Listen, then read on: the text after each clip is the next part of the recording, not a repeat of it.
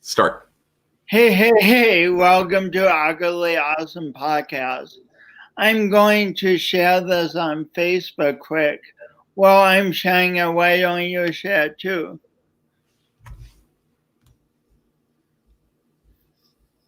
And I'm... Hey, welcome to Awkwardly Awesome Podcast. I'm going to share this on Facebook quick. Well, I'm sharing it. Why don't you share it too? That totally didn't work. And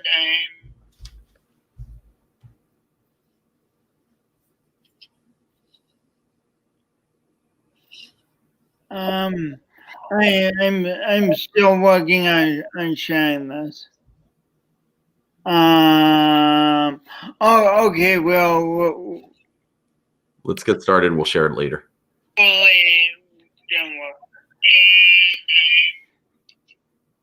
Okay, that was immensely awkward. Okay, so Awkwardly Awesome Podcast starts in 3, 2, 1.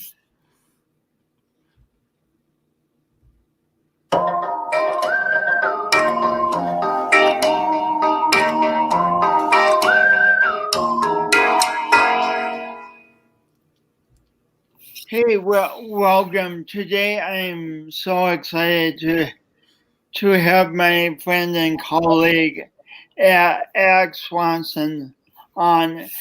Erik is amazing. He's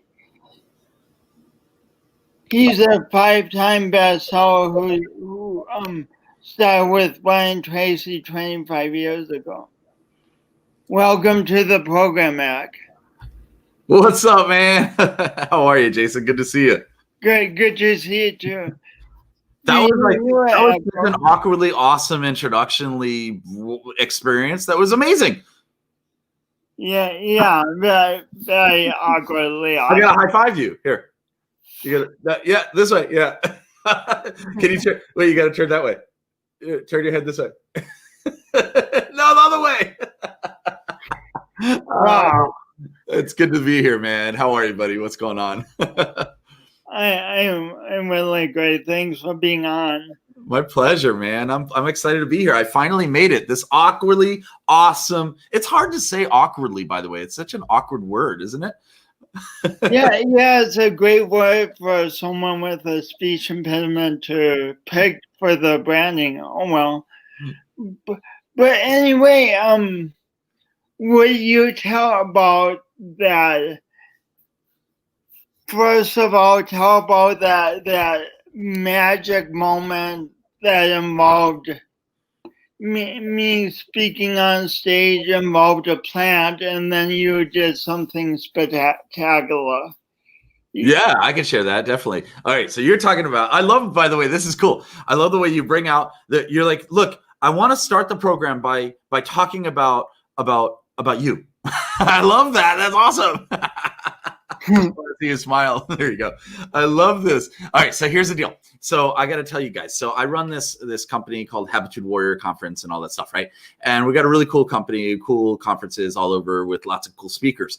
But the thing is, I was floored. I was blown away when I was at I believe it was Secret Knock is the one I met you at. Yeah. With Greg Reed. Yeah. So I saw you at Secret Knock and I saw you on stage and I literally did this. I don't know if your audience members know who this person is or these two people, David Corbin and Les Brown. They were standing right over here to my side and I literally pushed them out of the way. I go, hold on, Les, hold on, David. I gotta say something. And I raised my hand. I was like, yeah, hey, Greg, I got to tell you something. And they called on me and they handed me the mic. And I said, I want you, Jason, to be on any and every one of our events of Habitude Warrior. You're grandfathered in whenever you want to speak because you're one of the best speakers I've ever seen on any stage. And it's still true today. So I really appreciate you, man. I mean, honestly, like, I can't even imagine growing up with a speech impediment and growing up the way you've grown up and conquering the fears that you had to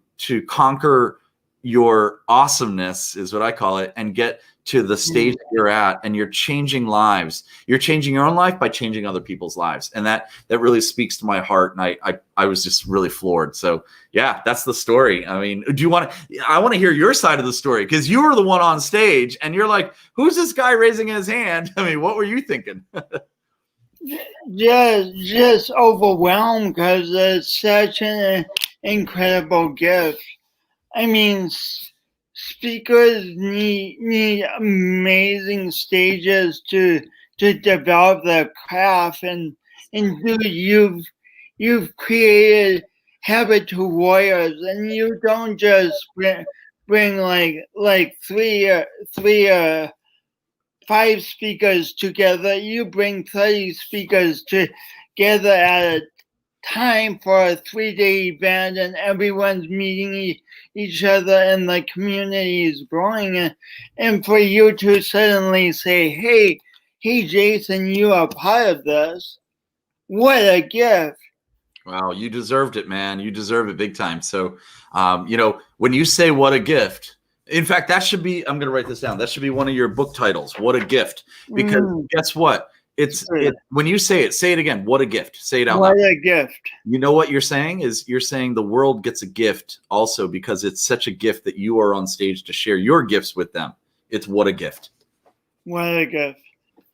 So the reason I wanted you to tell that story first is to set the stage. I've known you for like 8 years, and I mean, we think we know the people in our lives, but in January we were having breakfast at the Henry and Coronado, and you started telling me this epic story of your mom, and I'm like, wow, why did I never know the story? It's so like you say, it's so awesome, and I've heard you speak, but I never had heard that story. There's a picture of my mom right there. So what was her name? Her name's Maria Serna. That day that you and I were sitting in Coronado at the breakfast with a couple other friends of ours, Jason Stewart and Natalie Susie. We lost a legend, a person that has changed a lot of people's lives as well. Kobe Bryant and his daughter, and a few other people, obviously or a couple other people in the helicopter. But I remember that was a day that I won't forget. Yeah. So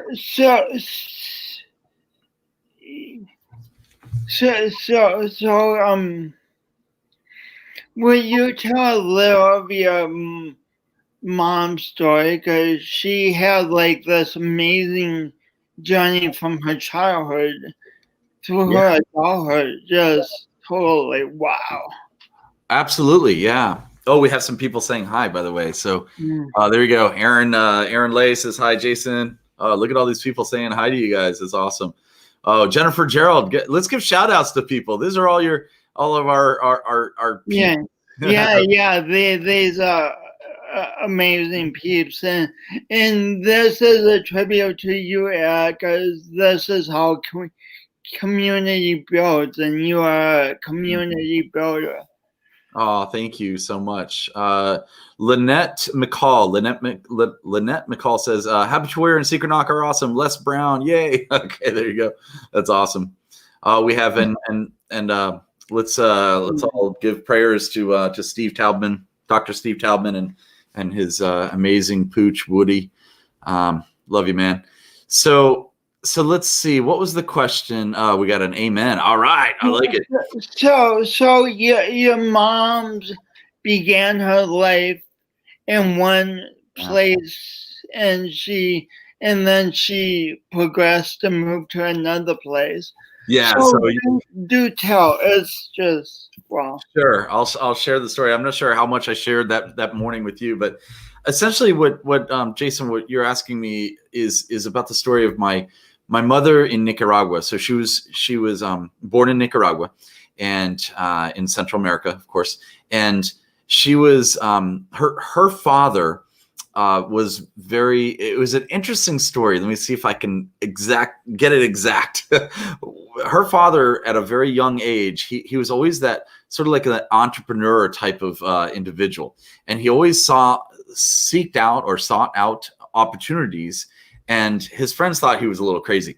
So what happened was he ended up at like 17 or 18 years old. He ended up traveling around and looking at this piece of property, and he wanted to buy it. It was just a farmland, or just a piece of land basically, and he wanted to purchase this land. So he ended up talking to his friends about it. He's like, look, I think I'm going to purchase this land.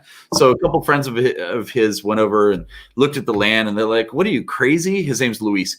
Luis, what are you, crazy? This land has all these rocks and boulders and different things. I mean, it's like, why would you, there's no way you're going to be able to farm on this land.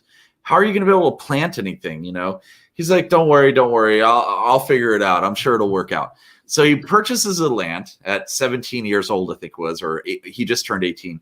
And he gets there and he starts cultivating the land and so forth, and realizes his friends are pretty accurate. There's no way that they're going to be able to plant anything on this land because it's a granite field. So he was he was an instant multi-billionaire immediately. Okay. Or multi-millionaire. He was sitting on a granite mine. So basically, granite, I mean, talking about, like, I don't know if you know about crystals and granite and rocks and all this stuff. I don't know what this is, but we're looking at like really big granite field. So he became an instant millionaire. And that in his 19, 20, 21, all the way, in his 20s, he decided to, oh, by the way, Dan Clark's calling us. Boom. It's always fun to say, Dan, I'll call you back. All right. So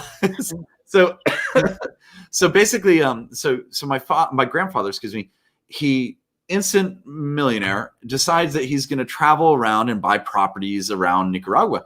And he did that. And he ended up, this is kind of the interesting part. He ended up meeting a lot of, females and having a relationship here in this town with that young lady, and, a 6-month relationship there, or a year, and had a child, and then went to another and another. He literally, I mean, he's like a playboy kind of thing. Right? He met a lot of people in Nicaragua. A lot of women in Nicaragua, exactly. And the point is, though, he had a lot of he had a lot of these relationships, and he had a lot of children, and then he ended up going back to around, I think it was around age 24, something like that, 25, 26, somewhere around there. He meets finally the love of his life, and they were married up until when he passed just recently, a few years back here. But he meets the lover of his life. Her name's Olga Jacqueline, and Olga is say that again. Say her whole name again. Yeah, Olga Jacqueline. I won't try and repeat that. That's the only third time I've ever said it too. Anyway, I'm just kidding. So Olga Jacqueline, right? Jacqueline. And so she's very, she was very traditional, where she actually told her husband, Luis, she says, look, I want you to go and round up all of your kids and bring them here. And we're going to, we're in this big mansion house. We're going to build a home for them. And I want all of our kids together, even if they weren't her kids. Isn't that wild? It's just it's a weird story. But how generous is that of her? Yeah, exactly. And, it's interesting. It was bittersweet because, very generous of her. Obviously, it's interesting, right? But also looking at my mother's side of the story, my mother grew up where she was born in a very, very, very, very poor location called Esquipulas. And it's a little tiny town. You have to take the trains, planes, and automobiles kind of thing. You got to take like a mud, like you got to go over a little river. You got to put planks over to get the car across that little ravine. I mean, you couldn't get to this little remote village in Nicaragua. It was very, very remote. And so if I do Google Maps, I probably won't find it. Yeah, no, you probably won't find it. Yeah, you can't DoorDash anything there. So So here we are in Esquipulas, and she grew up in I mean, it was like poverty, really. I mean, it was like when they say dirt floors, I mean literally dirt floor. Literally, the floors were dirt. No metaphors here. No, yeah, it was a dirt floor. Okay, pardon me. So that's the way my mother grew up until 8 years old. So get this is the wild part. I can't even imagine how this happened. I mean, it's like I said, it's bittersweet. It's very it's sad and it's happy all at the same time. So what happened was her father is rounding up all of the kids, and what that means is he's not going to these villages and rounding them up. He's sending his bodyguards and his whatever you call assistants, right? He has all these teams of people who work for him. So here they are, they come to the house and they say, well, Luis Raul would like, his daughter. And my grandmother is like, what are you talking about? And she realized how poor she really was, and how much of a life she could give to her child, my mom, by allowing this to happen. So really, I mean, it's really sad. I could cry right now. My grandmother literally said goodbye to my mother. And she had raised since in prison. Yeah, and 8 years old. So at 8 years old, my mother travels through from Esquipulas to Managua, Nicaragua, which is the capital, the city, Managua. And she shows up at this house that's a big, huge, like, mansion, right? It's this beautiful location, and it has a helicopter pad on the top of the roof. It is a 3 or 4 story. I was there. I've seen this house. I spent summers there. It was amazing. And I remember my mom telling me stories that the day that she moved there, she gets out of this limousine and she goes to sit down. The maids and the housekeepers, they take care of her, put her in a nice dress and show her to a room. And then they say, okay, at 7 o'clock, we're all meeting for dinner downstairs. So she shows up at this dinner at 8 years old, doesn't know a soul, doesn't know anyone, just doesn't even know her father, really doesn't know, first time she's meeting her father. And actually, I just remembered another story about this. My mother's name is actually Leslie. That's her real name, Leslie. So Leslie. But my grandfather is like, well, I'll tell you the story about that in a second. So what happens is she sits down at this table, this long table with like 14, 15 people. There were 13, no, I guess there were 16, 17 people. There were 13 kids. My grandfather had 13 children, okay? My mom was one of them. He had a productive. Very productive. I don't know what he drank, but yes. So 13 kids. And there they were sitting next to each other, and they sat in order of height and age, right? So they were sitting there. So my mom sitting next to Alex, who's another one of her brothers, and then next to Nubia, next to Fatima, next to all these different, all the way around, okay? And they all had to introduce themselves. And there's my grandfather. I know, it's weird, right? And my grandfather's at the end of the table and says, okay, it's my mom's turn. What's your name? And she says, Leslie. And she goes, yeah, we already know a Leslie. What's your middle name? She says, Maria. She goes, yeah, we'll call you Maria. So my grandfather literally changed my mom's middle name to her first name. It's just right then. And anyway, so that was the genesis. So your mom moves from the small town, which is like 100 people or 200. Mm-hmm. Yeah, and it's a great town, by the way, and I've been there. To Managua, which is millions of people. Yeah, millions. Yeah, a couple million. Yeah, you're right. So yeah, and then she gets to a house bigger than any she's ever seen, and right away she's asked to change her name. Yeah, and she's 8. She's 8 years old. Yeah. She's 8. Yeah. Can you imagine? I mean, what strength do you have to have? It's just, she's confused, but she's like, all right, I'm going to make the best of this. And she's left her mom, who nurtured her whole life up to that point. Exactly. Yeah. So suddenly she has 17 brothers and sisters that she didn't know about. Right. Well, 13, not 17, but 13. Yeah. Sorry. 13 total. Yeah. But 13 total brothers and sisters. Yeah. So 12 other brothers and sisters. Yeah. So it was bittersweet because now, she's like, what happened? But now she's playing with all these really cool kids. She's in this really cool mansion, and she's getting in trouble, by the way. She's the kind of girl, when she was a kid, she used to tell me so it's Managua. It's Nicaragua. They have a lot of horses and, farms and different things there, even in the city. And she would say to her little brother, Alex, she's like, Alex, I think I see a fly, or what is that thing up there in the big, on this window over here? And he's like, I don't know. What do you want to do? She goes, go get the horse. I'll get the broom. So she would stand on the horse and have him stand on the horse and start trying to hit the fly with the broom. And they shattered the windows. And I mean, she told me all these crazy stories. But the point is this. Fast forward years and years later, here I am. I'm born, and I have one other brother, and we would go to Nicaragua every summer as I was growing up. So when I was, ever since I was born, basically up until about 10 years old, because the revolution started, and it was too dangerous to go there. Yeah. So before the revolution really started, we actually saw a little bit of the revolution. That's the story. I think I told you about the story. I might have, I may not have. So for me, though, it's interesting where, you and I were talking about this at the breakfast that day.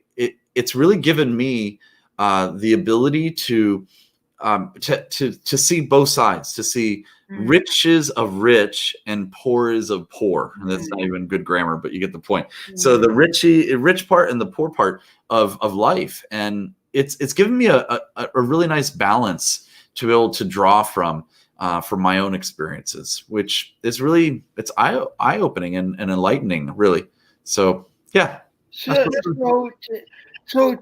tell me more about what you learned first from the village that you take with you today. Oh man, I'll tell you what. So by the way, thank you. Steve Taubman just said, like acres of diamonds. It does remind me of that. You're right. And I can't believe that I haven't even drawn on this story in one of my books. And it's Jason, I appreciate you. Yeah. I appreciate you bringing this to light, because, you're right. There's a lot of stories in there. And learning lessons, right? Thanks, Jesus. Appreciate it. Jennifer says, amen. I love it. A lot of comments from your followers here. Thank you. I like it what Elizabeth said. Nothing. Oh, that's so Elizabeth. Thank you. So what I took from you I can't remember what you asked. I think. So what did you take from the village that is dear to your heart? I'll tell you what. Okay, so I don't know how to articulate this, because I haven't really put it into a learning lesson for myself. I'm sure I've learned lessons from it, but I haven't really articulated the lessons. But I'll share a couple stories or not stories, but just memories that I remember right now. So I remember these things called mosqueteros. Okay, mosqueteros. And by the way, Elizabeth is saying the same thing. Nothing. Okay, so I like picking up people. John Kovac Jr. John has the best first and last name. John Kovac. I love it. He does. He's amazing. So I remember these mosqueteros, and these mosqueteros are, literally, this place was so poor that. But the thing is, I got to say something. Even though it was so really poverty stricken there, the town, the village there, it was the most love I've ever seen. Even though it was really intense poverty, it was the most love you've ever seen. It really was. Just waking up and walking outside, and you see, we lived in, I don't know why I'm doing this. It's like a triangle like this. We lived in sort of like a triangle area where in the beginning, in the middle part was this big, nice, beautiful church, and everything was surrounded around the church, like the whole village. And it was just amazing. It's just, I remember that people were so kind and so nice to each other, and so welcoming, and so helping people out. I remember, I just remember this, so there's no running water, and there were wells that they drew from. And I remember my grandmother this is, my grandmother that lived there that, so she would actually take the water and boil it on the fireplace so that I could have a shower or I could have a hot water bath, right? And I'm like 4 or 5 years old, but she would do that for me. And I remember this is kind of funny and bad all at the same time. I remember every day. So when we would get there, we'd spend about 3-4 weeks there, and then we'd spend 3-4 weeks in Managua. So we went from poor to way rich. Right? It was crazy. Talk about culture. Yeah, it was such a culture shock. But I remember that. Hey, Giovanna, what's happening? I remember that somebody said los mosqueteros. Yeah, los tres mosqueteros. Mosqueteros, by the way, are these things where you lay down on the bed. You're on a dirt floor, but you're on a bed, and then there's so many like what are they not fleas? What are they called? The ones that Mosquitoes, obviously, mosquiteros. That's right, mosquitoes. So there's so many mosquitoes that'll bite you there because it's the jungle, it's the forest, right? We're in the woods, we're in the forest, and there's so many mosquitoes that they would hang this mosquitero way up on the ceiling on the rafters, and it would come down like this, like a little tent, but it was on your own bed. Like your own little tent on your bed, so that you would have to be inside there so the mosquitoes wouldn't get in. It was really enlightening. It was really cool. And then I remember this is, I'm smiling at this, but it's actually kind of sad. I remember having chicken soup every day. Like every day, chicken soup. And I realize why is because here I am coming from Washington, D.C. area. I'm a suburb kid, right? And we have dogs, we have pets and dogs, and we bring the dogs by their leash, okay, and walk them around. Well, when we got there, we ended up there were so many chickens everywhere. So what I did was I would grab a rope and I'd tie a rope around the chicken's neck to go walk them. I was 5 years old. I was walking these chickens. Every other day we would have chicken soup because apparently I killed the chickens by accident, and my parents wouldn't tell me. Anyway, it was pretty crazy. Eric says, I'm sorry, Steve says, Eric, that was the genesis of the incredible generosity. Oh wow, that's very cool, man. Thank you. And thanks, Steve, because I almost forgot what I was going to say next. So you have this saying that is absolutely dear to your heart, Eric, and that you embody, and that you have a necklace that says "No drama, serve others." And that's right. In this small town in Nicaragua, sounds like the embodiment of no drama, serve others. It's so true, yeah. So unless you were a chicken, and then there's lots of drama. Jason's talking about the necklace that I wear, or the dog tag, and it says NDSO, which stands for No Drama, Serve Others. In fact, I'll put it up here, and it's all about just serving others, and that's what we're all here to help each other out, And I did learn a lot of that, I believe, like Steve just said.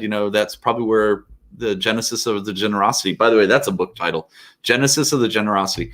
Probably started back then, and I love that. I've got so many stories about that. I remember listening to, we had somehow, okay, this is so weird. Like we had one record player and one record. Okay. So it was ABBA, ABBA, ABBA. And it was, ABBA? Yeah, ABBA. I think it was right, ABBA or Queen, ABBA, something. Anyway, I can't remember the name of the band, but I think that was it. And it was just this one song we would play over and over again. It was crazy, though. Oh my gosh, just such great times. But that, it's interesting how the times that I had, or people had the least amount of money, like in this town, were the times that people were the happiest. And then interesting. And then we went to, 3 weeks later, we went to Managua, and, everything changed. I had my own maid, we had, you're bringing up more memories now. In Managua, there were a lot of tremors. For some reason, that location of Nicaragua would have a lot of earthquakes. Tremors, earthquakes. Yeah. And I remember we would always have to be rushed out of the house at 3 a.m. It And then here I'm 5, 6 years old, 7 years old. It was crazy. And then I remember when I was 8 or 9 years old, we went to a family friends. Oh, this is really cool about Nicaragua and a lot of cultures in the Spanish cultures or Latin cultures, like in Colombia and Venezuela and everywhere, Nicaragua, Panama, Honduras. What they do is when they have a party, they have a party with all generations. Okay, meaning they're having a party. And they've got, the babies in the strollers, and they've got the grandparents in their stroller, great grandparents. They've got everywhere in between. It's crazy. It's really cool, though. Dancing Queen ABBA, somebody said it. Yeah. What was Dancing Queen? Was that the name of the song? I guess, and ABBA was the name of the band. I think that's correct. Yeah, that was on the flip side. Take a chance on me. I remember that. Take a chance on me. Everyone is sick of this record. I remember that. Oh my gosh. We had one record. It was not a 45. It was one. Wait, 33 is bigger, 45. It was a 45. It was a little one. Oh my gosh. That's so funny. So funny. All right. So getting back to the other thing, I'm interrupting you. Sorry, Jason. But what I was going to say is a quick story about, so I'm in this party. We go to this party.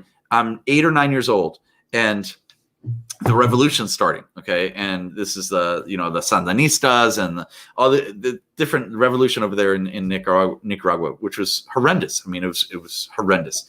And what I remember is we went to go play kickball in a cul-de-sac, right? So a cul-de-sac, if some people don't know, end of the street, it's a circle at the end of the street, right? So there's no exit. It's just the circle at the end of the street, and you got a lot of houses next to it. Well, we were in Managua. We were in a really nice area, and my parents were about 2-3 blocks away, 4 blocks away at the party. And I remember that we were at my friend's house, my brother and I, and about 10, 15 kids. And it was my turn to kick the ball, right? I was up at bat, I guess they call it. And here I was, and I'm ready, and I kick the ball. And the ball goes flying over there. And all I see is my brother at second base going like this, come here. And I'm thinking, why would I go to second base? I got to go to first, right? So I'm running towards first base, and he's like, no, come here. I apparently didn't hear the grenades that went off when I kicked the ball. I was so into kicking the ball, there were grenades that just went off literally a block away. And it's sad because people died. A family died literally right next to us. And I just remember all the kids scattering towards second base and going off that way. And I remember we had to I followed my brother and the friend that we were spending time with, and he brought us into his house. Upstairs, they had a secret rafter in the garage, and the maid, the friend, my brother, and I, the 4 of us, stayed up there for about 4 hours, hiding until people came to come and get us. It was crazy. That scene of the soccer game, even though it's tragic, needs to be in a movie at some point. Yeah, like a Quentin Tarantino movie. Yeah. Yeah. Maybe Clinton did. Yeah. Who would play me? I vote George Clooney. No. I vote you actually, because you'd be. I'll play myself. So when you were describing that multi-generational party, I was kind of jumping up and down in my seat, because that's kind of what you've created with Habitudes. You invite young people to Habitudes. You celebrate them on stage. It's multi-generations, and so that's a good point. Man, Jason, who are you, man? You're bringing out the best in a lot of us. It's amazing. You're right. I believe you're right. I never really thought about that. I mean, that's probably where I got it, is from my childhood. I remember, from our stages, we have, everyone from like Ever's a 9-year-old, kid that's changing lives. She's got Child Hunger Sucks. It's amazing. It's awesome. Great nonprofit. And she gives suckers, right? That's right. Yeah, she gave lollipops. Yeah, and then to people who are as old as 98 years old, like Steve Taubman or somebody. So I'm just kidding, Steve. But you're right. We have a lot of different age groups. We just had Brian Tracy on there, and he's kind of getting a little older, and it's just amazing, and anywhere in between. So I love that. That's a good point. The community. So I've gone to Habitudes to speak and to learn, but the part that's often not taken into consideration about going to events like this is the community that gets built. I mean, there's so many. Our community is on this call right now because you've brought us together, and it's so valuable not only for creating a businesses, but also for our personal lives and for finding joy and meaning in our lives and helping each other when we go through hard times and also celebrating the great times. That's awesome. That's great to hear, man. Thank you. And I love it when, John Kovacs just mentioned something similar to what you just said. Every time, let's just not say me, let's just say we. Every time we go live, it's a Habitude Warrior family reunion. Yeah. And that's the same thing as the Habitude Warrior conferences too. I noticed that, interesting. Jason, and you know this. By the way, we have a correction on the age of Steve Taubman. It's 99. Sorry. So and Steve says, "Yep." So this is kind of cool. You know how we have these events. Okay, so let's take my event and put it aside. If you go to an event and you're speaking on the event, usually the speaker will go there, you fly there, you speak on stage, and you fly out. You don't hang out for 3 days solid or 4 days. What we do, as Jason knows and all of us know, is we all stay. Like literally there's 33 speakers at these events. And you've got people like Sharon Lecter, Laurel Langmeyer, Alex Stern, Steve Taubman, Brian Tracy, who else? Les Brown. We had him in Miami and Atlanta a couple times. We have all these different amazing top name speakers. Jim Cathcart from past president of NSA, National Speakers Association. So we had so many amazing. Frank Shankwitz. Yeah. Make-A-Wish Foundation. Yeah. We have people like, the John Comstock. Wow. Were you there with the event of John Comstock where he was? Have you ever heard of Texas A&M, which is a big school? Wow. Yeah. And Texas A&M, you guys all probably remember the horrific collapse of the bonfire that they make in 1999. It collapsed, and there were 13 people who were trapped under there. 12 of them perished. One of them is John Comstock, and he shows up every year. We're doing these events in his area. He comes over. He's there for 3-4 days. He'll fly to come see us, and it's just amazing. Amazing. Steve says, "I'm here grieving Woody's passing." Yeah, it's amazing, right? I mean, just Woody has changed so many people's lives. I'm not sure if everyone knows who Woody is, but Woody's Steve Taubman's son, really, his dog, and I'm being showered by love in the Habitude family. Oh, thank you, including dinners showing up at his doorstep. That's right. And what was amazing, like I'd be walking around San Diego with Steve, and Woody's just walking ahead of us down the block, respecting everybody. But he's not getting in people's ways, not messing with other dogs, just being like this gentle man, gentle dog, and I remember when animal. He's amazing. I remember when I was walking down the street with Steve and Woody. Woody had like an iPad, and he was on like Animal Channel, just minding his own business the whole time. It was great. It was great. We did like Animal Channel. We did like Animal Channel. I just want to throw that in there. I don't know why. Animal Channel. Yes, but Woody's basically a son of it's Steve's son. So we've been. Says, "Hey guys, what's up?" Yeah. Oh, hey Joshua. Good to see you. So we've been talking about habitudes, which makes me want to get together with a huge group of people I love right now, but that wouldn't be the best thing for any of us right now at all. Not unless you have one of these things. Where'd it go? Let's see. You just showed it to me. Bam. There you go. I'm ready. Habitude Warrior mask. And I'm smiling. So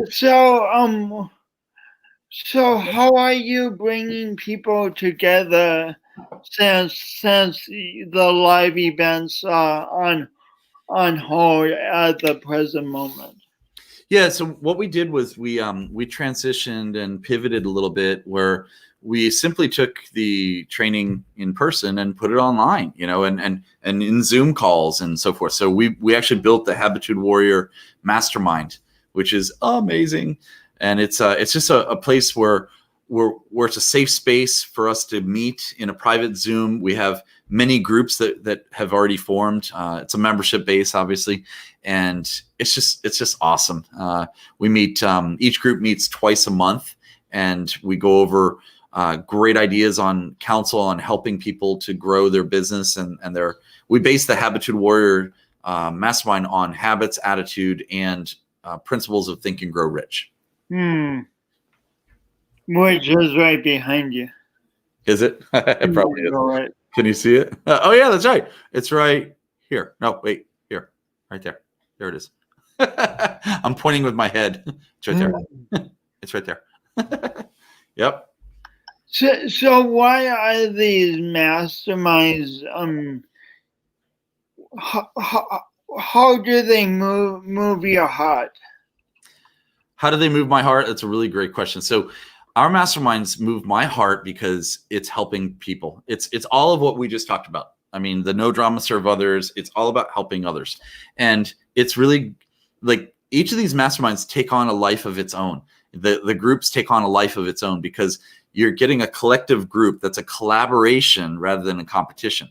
So you might have some people are similar industries, but they're like, we can use that borrowed benefits from you utilizing this strategy. Maybe I can use that same strategy to build my business as well, or my personal life. We have some members come in and they say, look, this week I don't want to talk about my business. I want to talk about my personal life because I'm fearful of this happening right now. Or maybe they've got some issue going on relationship wise, and they'd really like to open and pour their energy into us so that we can pour our energy back into them.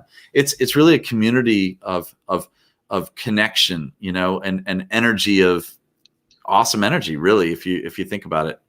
When I got going in business like 10 years ago, I can be a really successful speaker with a speech impediment, and which is true, but then I told myself something that was not at all true. I'm like, I can do this all myself. I can figure it out, and that's not true. Yeah, That's not true in the least. Business, it takes community to be successful because we don't know it all. But more than that, I mean, who will want to do this all ourselves? It's too lonely. Yeah. I mean, might as well go walk at Walmart and see people. Yeah, I love walking at Walmart. You remind me of a very old proverb that was said to me the other day by a gentleman named John Kovacs Jr., which I think he got it from an African proverb. But anyway, if you want to go fast, go alone. If you want to go far, go with a team. Mm-hmm. So go with a team, build a team. You never see, look, it's a team sport, everything. I mean, even if you have an individual sport, let's say you have tennis or all this mixed martial arts, the UFC and so forth. You've got one. I do mixed martial. Yeah, mixed martial arts. Wax on, wax off. So you have the one individual in the ring, let's say, but you actually have a team, a camp is what they call it, that's supporting that person, that's helping that person. So it's really a team effort, and I love that. Steve Taubman's here with us. It's a team effort. man, I mean, this, we're there with him. I mean, he just literally lost his son, is what I call it, but his dog the other day, and it's like a team effort. We're here with you, because I know for a fact that you guys are going to be here for me when I am in need, right? So I love that, and I love what Erin had just mentioned. Erin's one of our master members, Erin Lay. She's amazing. She says, I love the Habitude Mastermind. It transformed my business big time. And she always tells me this. She says, look, she used to try to do things herself, and she kept on hitting this plateau, this limiting situation. And then when she realized that she shouldn't do it all herself, she should hire other people and coaches and this and that and grow the team. And we're very blessed to be able to assist her with that, so it's really cool. Oh, she just said this. It's massively beneficial professionally, personally and professionally. That's awesome. And then John Kovach says, this is great. These are testimonials. I love them. Says the Habitude Warrior Mastermind is helping awesome professionals find amazing breakthroughs in their lives and their businesses. Yeah, I agree. I totally agree. So I appreciate it. So if this is resonating with people and they're thinking, maybe this would help me expand not only my business but my personal life and just grow. Yeah. How can they find out more or contact you? Yeah. So they can go there. Play at the bottom. Yeah, this is an easy way to do it. Yeah, there you go. Let's point at it, right? You got to lift your hand up higher. So not that high. So it's awesomemastermind.com, and I'll put it in the comments. Maybe I can put it over here. There we go. Awesomemastermind.com. I did it wrong. Hold on. There we go. So I'll put it in the comments there, and we'll share it so people can click on it if they like. But it's really simple. Just click on awesomemastermind.com and find out a little bit more about it. Or better yet, I'll tell you what. This is a better idea. Because of Jason, let us know. Check out this, which is called ridealongguestpass.com. If you go there, enter in your information, and we will give all of Jason's listeners here a free ride or guest pass to check out one of our sessions, which is kind of cool. So it gives you a chance to check us out and gives us a chance to see if you resonate with us as well. Sounds wonderful.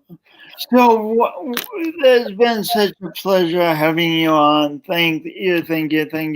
One last question before we go. Yeah. The word awesome has like huge significance to you, Erik. What does being awesome mean to you? That's a great question. And we always say this is awesome, that is awesome, but to you it has a deeper meaning. Absolutely. And that's a great question. And I love the quick answer because it's very quick for me. It's giving mindfulness and gifts to others. That's what being awesome is. It's literally being mindful and being in the present. I always say the present is a present. Being present is a present. And it's all about being present for other people. A lot of us, have you ever noticed that some people are not that awesome because what they're doing is they're looking at you, but they're looking at you and past you. They're looking further. They're looking at another opportunity. I'm looking at my phone. I'll be back with you on this. I'm just teasing. He's out of here. So it's all about, it's really about, yeah, no worries. About being awesome though, for me is literally giving gifts of being present and mindfulness to other people. That's what awesome means to me. That's beautiful. And who was the first person who called you Mr. Awesome? Oh, there were two people, Les Brown and Brian Tracy. Wow. Yeah. That's beautiful. Yeah. Thanks, man. Cool. Well, thanks so much for being on the Awkwardly Awesome podcast. And I appreciate these amazing and inspiring stories. Thank you, brother. I appreciate you, man. I really do. So keep changing people's lives because you are kicking butt, Jason. So thank you so much, man. Thank you.